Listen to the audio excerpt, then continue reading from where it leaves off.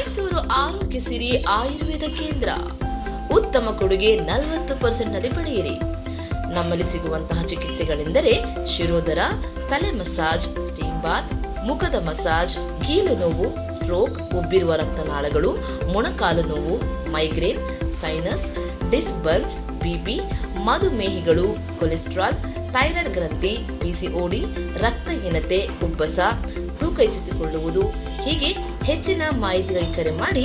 ಮೈಸೂರು ಆರೋಗ್ಯ ಸಿರಿ ಆಯುರ್ವೇದ ಕೇಂದ್ರ, ವಿಳಾಸ number 13/A, HID second phase, G/4, KHB colony, double road, Ootagalli, Mysuru 570018. Contact number 9606889512.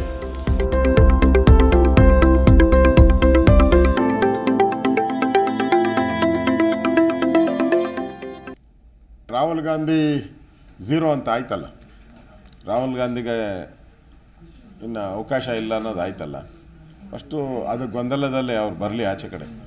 ನನಗನ್ನಿಸುತ್ತೆ ಈ India party ಏನಿದೆ ಅವರು ಪೂರ್ತಿ ಅವರು ಎಲೆಕ್ಷನ್ ಶುರುವಾಗೋವರೆಗೂ ಅವ್ರ ನಾಯಕರನ್ನ ಆಯ್ಕೆನೇ ಮಾಡೋಕ್ಕಾಗಲ್ಲ. ನೆನ್ನೆನೂ ಯಾರು ನಿತೀಶ್ ಕುಮಾರ್ ಕೆಂಡ ಕಾರಿದ್ದಾರೆ, ಸಭೆಯಲ್ಲೇ ಕೆಂಡ ಕಾರಿದ್ದಾರೆ.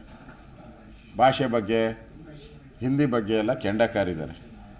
ಮತ್ತು ಮಮತಾ ಬ್ಯಾನರ್ಜಿಯವರು ಹೇಳಿದಾಗ ಖರ್ಗೆ ಅವರೇ ಅದನ್ನು ತಿರಸ್ಕಾರ ಮಾಡಿರೋದು ನೋಡಿದ್ದೀರಿ.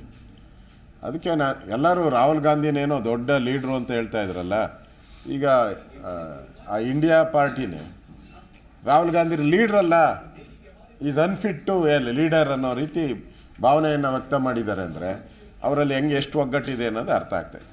ಮುಂದೆ ಬರುವಂಥದ್ದು ಮೋದಿನೇ ಗೆಲ್ಲುವಂಥದ್ದು. ಪೂರ್ಣ 350ಕ್ಕೂ ಹೆಚ್ಚು ಸ್ಥಾನ ಗೆಲ್ತಿರು.